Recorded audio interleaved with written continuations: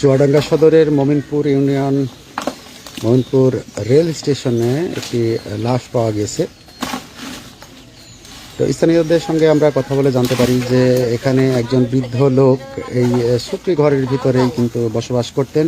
তিনি কখনো জোনপাট খাটতেন, প্রায় 60 ঊর্ধ্ব বয়স্ক ব্যক্তি।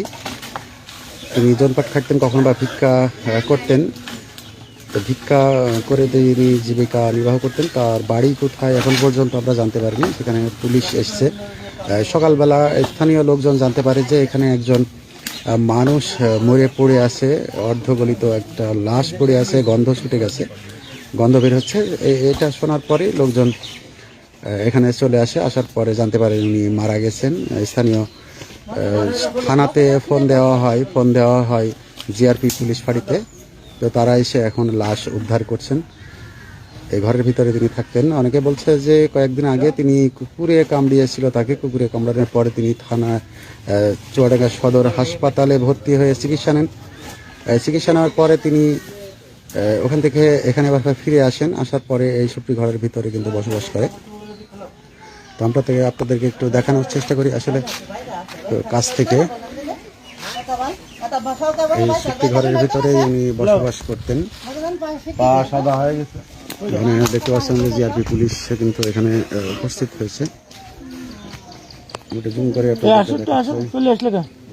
পা দেখা যাচ্ছে এবং এই ঘরের গায়ে কিন্তু মাছ এবং পিঁপড়া লেগে গেছে দেখা যাচ্ছে। উদ্ধার অভিযান চলছে না, অনেক মানুষ কিন্তু দেখছে এইগুলা।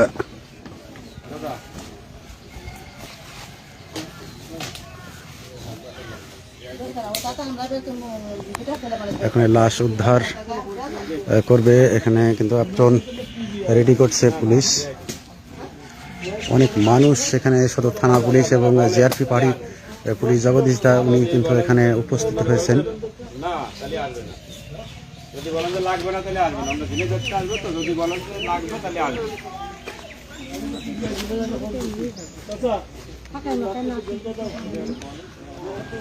যেমনটি বলছিলাম যে রেল স্টেশনের বহুত দিন ধরে, প্রায় 20 বছর ধরে এই লোকটা নাকি এখানে অবস্থান করছিলেন, এখানে থাকে।